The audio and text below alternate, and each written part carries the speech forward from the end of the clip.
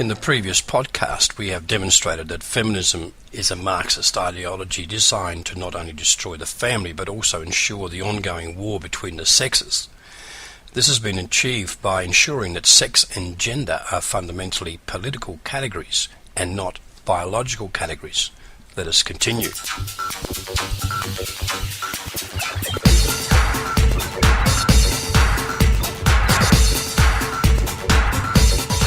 Any observed differences between men and women are automatically suspect. If men and women are not equally represented in all fields of endeavour, the government must rectify the injustice.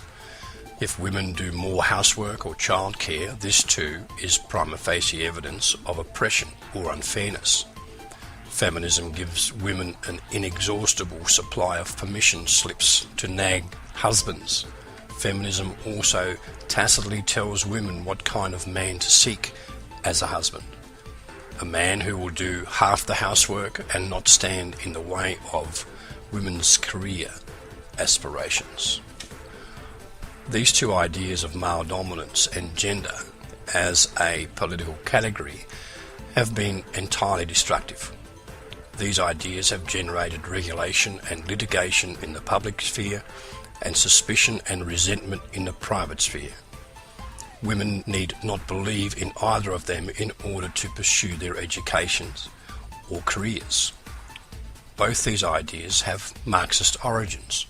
Friedrich Engels, Marx's closest collaborator, equated the dominance of men over women with the dominance of capitalists over workers. He writes an early mythical period in which group marriage without concern for parentage was the norm. According to Engels, the transition from group marriage to monogamy marks the beginning of the subordination of women. He argues further that the economic and legal status of women is intimately connected to the organisation of the household. Engels, the anthropologist with his copy of the Golden Bough under his arm.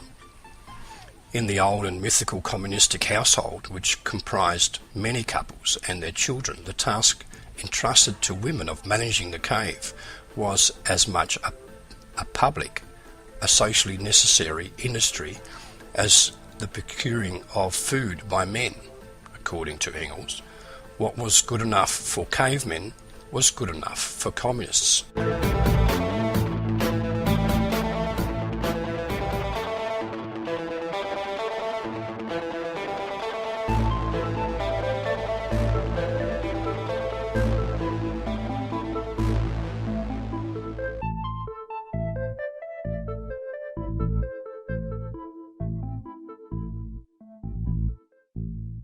With the patriarchal family, and still more with the single monogamous family, a change came. Household management lost its public character. It no longer concerned society. It became a private service. The wife became the head servant, excluded from all participation in social production. Within the family, the husband is the bourgeois, and the wife represents the proletariat. This despite the home having been the domain of the wife since just after caves were abandoned for a warmer, more private and hygienic man-made hut. The first condition for the liberation of the wife is to bring the whole female sex back into public industry instead of her being a private matriarch. This in turn demands that the characteristic of the monogamous family as the economic unit of society be abolished. So there you have it. For Marx, Engels and their followers, the relationship between men and women is a special case of class struggle. Sex and gender are fundamentally political categories, not biological categories. Marriage is as intrinsically oppressive and unjust as private property. Few unconvinced of the Marxist origins of these ideas. Consider this. Betty Friedan, author of The Feminine Mystique, was not just a random disgruntled housewife. She had been a committed Marxist since her student days at Smith. She wrote for radical publications, including the journal of one of the most radicalised labour unions. Consider also how few feminists lament the decline of marriage as a social institution. In spite of the harms this trend has inflicted on women, destabilising marriage has been a consistent priority for the radical left because they consider monogamous marriage a central part of the capitalist system of oppression. Liberalising divorce laws was one of the first actions of the Bolsheviks in Russia as early as 1917, and of the socialist government in Spain as recently as 2005. Australia introduced no-fault divorce without any parliamentary discussion by a left-wing government with an Attorney-General later shown to be a pederast. No-fault rapidly became unilateral and his-fault divorce, managed by an industrial machine larger and far more profitable than the Germans had for the Holocaust. The Marxist ideology in the background also explains why so many feminist thinkers are so eager to dismiss evidence of biological sex difference. The Marxist analysis implies that difference between men and women are socially constructed, merely an epiphenomenon. The modern mode of dismissing evidence of sex difference is to label them as essentialists. And of course, throughout this entire discussion, one category of person is conspicuously absent: children. Viewing sex as a political category rather than a biological category distorts discussion of children beyond recognition. Throughout Engels' tract, there is virtually no mention of children beyond the dubious claim that they were once raised by all the adults within the group marriage. He does not even mention the biological differences between mothers and fathers or the unique contribution each gender makes to child rearing. The pregnant woman's distinct vulnerability is not worth mentioning. Fortunately for feminism, another socialist did have something to say about children. The well-shod phrase, "in the best interest of the children," the rationale of the family court, was cobbled by a National Socialist, Adolf Hitler, and first appeared in Mein Kampf. People, he said, will accept any limitation of their freedom if it is in the best interests of the children. This is as far as it goes in the family court of America, Australia, Canada, Great Britain and New Zealand and many other European countries. It took just 30 years after Hitler. It is astonishing what can be forgotten in one generation. The issue of marriage and children are intimately related to the question of women's work and wages. Economists have known for some time that the most significant source of gender wage gap is marriage and children, not labour market discrimination per se, as is feminist mantra. Never married women earn the same as never married men.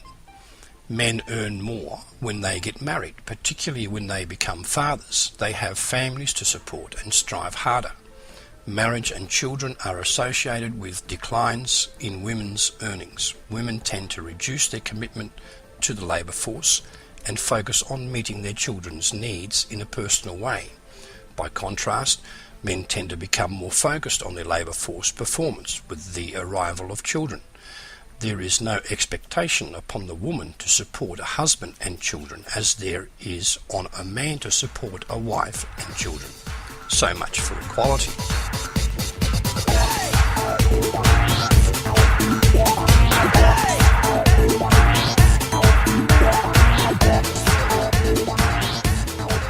So by destabilising marriage, feminists can kill multiple birds with one single stone.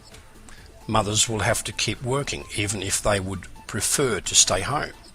Simone de Beauvoir, a feminist grandmother, declared that women should not even be given the choice of home or work, as they would choose the former. But with feminist policy in place everywhere, women can no longer risk interrupting their earning power if they aren't sure their husbands will stay married to them, or rather, if they decide not to stay married to their husbands. 3/4 of the divorces are wives deserting their vows. Another 20% are male face-saving joint decisions. Very few men leave or divorce their wives these days. Women are likely to choose fewer children in a higher divorce risk environment. Both factors, taking less time out of the labour force and having fewer children, tends to reduce the earnings gap between men and women, even married men and women. Many non-ideological Americans, British and Australians, etc., assume that closing the gender earnings gap is an unambiguous good.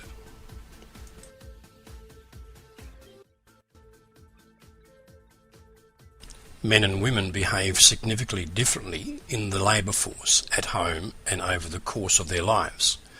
In their desire to be equal with their male peers, women have forced their work lives into the mould created for male career paths.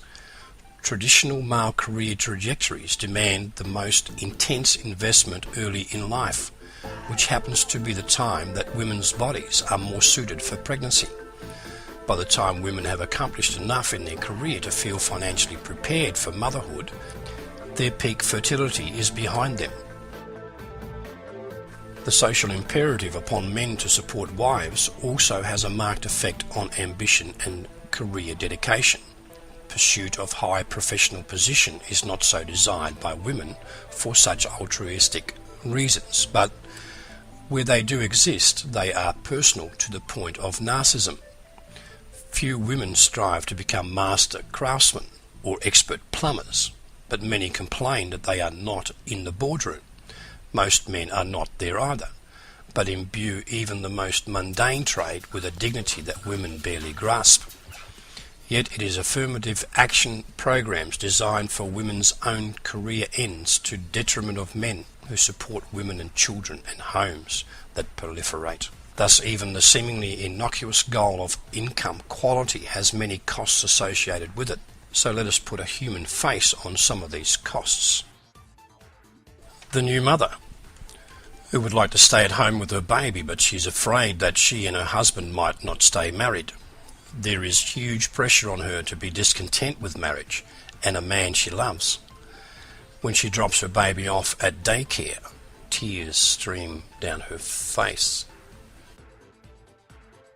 The infertile career woman, her close cousin, the single mother, not exactly by choice but more by default, these women are extremely disappointed. The reluctantly divorced, those millions of unseen men and women whose marriages ended against their will. The law offers no protection to the blameless spouse who wants to stay married. Yes, these are a small proportions of women here, but it's mainly men. The despair of the divorced father, driven out of his home, now living in a Spartan apartment by himself, seeing his children perhaps every other week. These children who grow up shuttling between households, carrying their backpacks, hoping they actually have all their homework with them. The father who flees with his children from an abusive woman. There are no spaces in shelters for him and his children. Some of these men stay with abusive wives in order to protect their children. No one believes these men and their children exist. Fathers falsely accused of child abuse as a strategy move in contested custody cases.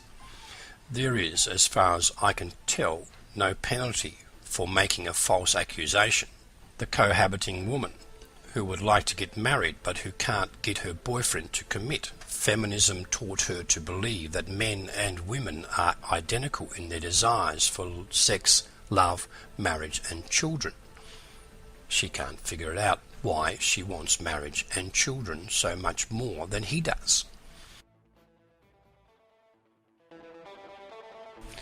She refuses to understand that his commitment is far more substantial than are hers.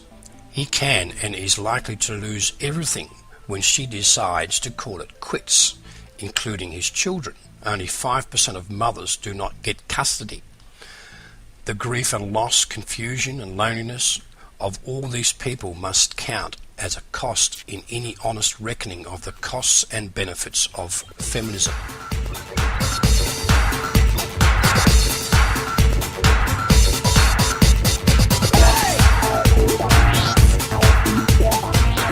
So what are the humane alternatives to feminism? Up until now, women have defined their goal as being equal participants in a labour market designed for people who don't give birth. Women have made a devil's pact under the influence of Marxism.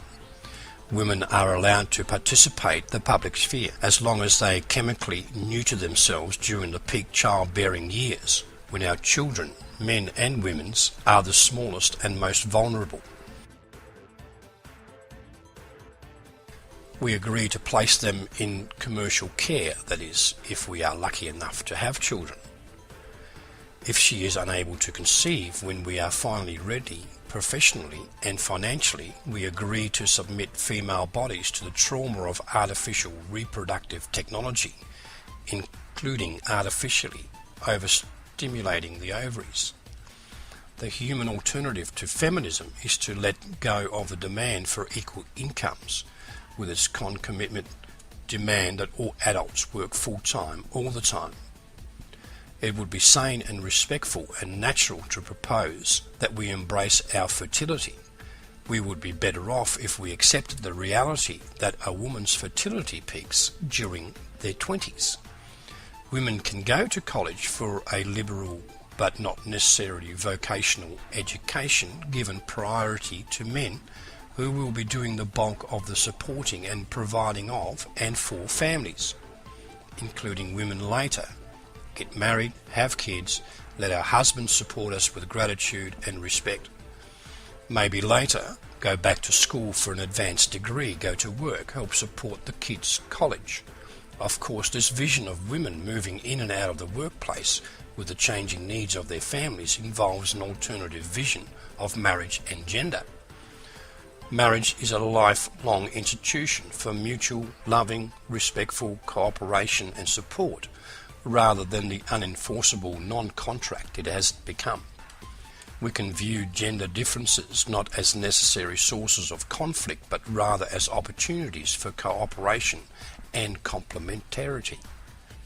Our dignity as men and women does not depend on women being identical with men, nor does our dignity depend upon being completely independent of each other.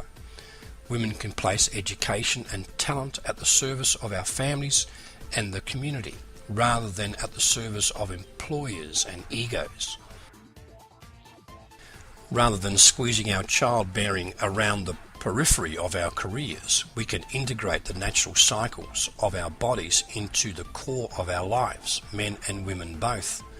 I need not say that cooperation between spouses would be far better for children, nor need I say that this is the exact opposite of the Marxist version, which replaced marital stability with employment stability. With this foundation of mutual cooperation, we can build a more humane world for women, for men, and for our children.